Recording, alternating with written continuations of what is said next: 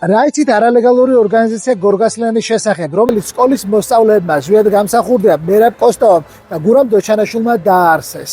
1956 წელი ნიკიტა ხრუშჩოვი სტალინის კულს ამსხვრევს.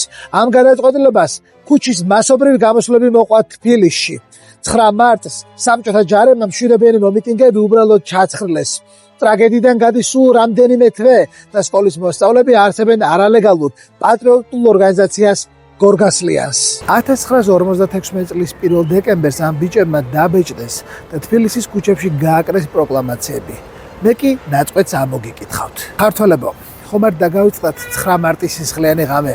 ხომ არ დაგავიწყდათ სისხლიანი 24 და 37? ქართველი ხალხის დარბევისა და გაჟლეტის წლები. როდესაც უნდა გქონდეს ქედი მოხრილი მტარვალი კომუნისტების მახვილქვეშ. ჩვენ წინაპრებს სისხლი არავისთვის შეურჩენია და არ ჩვენ უნდა შევერცხინოთ თავი. დღეს, როდესაც მთელი შეგნებული კაცობრიობა აღშფოთებულია მოსკოვის საშინელი ბოროტმოქმედებით, ჩვენი ერის ყოფნა არ ყოფნის საკითხი დგება. დროა შევერთდეთ. ერთი დროშის ქვეშ ჩვენი სამშობლოს დამპყრობლის წინააღმდეგ საბრძოლველად.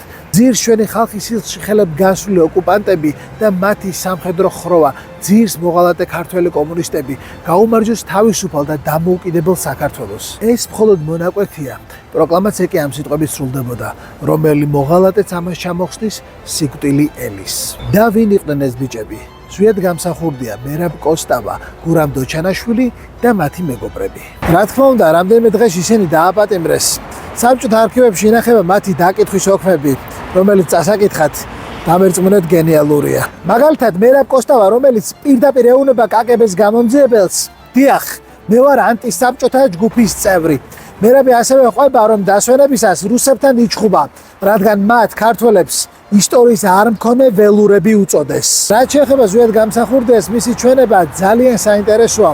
ის ანალიზებს მოვლენებს და ამბობს, რომ უნგრეთისა და პოლონეთის ამბებმა და 9 მარტმა საბოლოოდ დაარწმუნა საქართველოს მეტი დამოუკიდებლობა და თვითმყოფადობა სჭირდება. 1957 წლის აპრილში ისინი გაასამართლეს და 3-დან 5 წლამდე პატიმრობა მიუსაჯეს, მაგრამ სასამართლომ მათი ასაკი გაითვალისწინა და სასჯელი პირობითით შეუცვალა.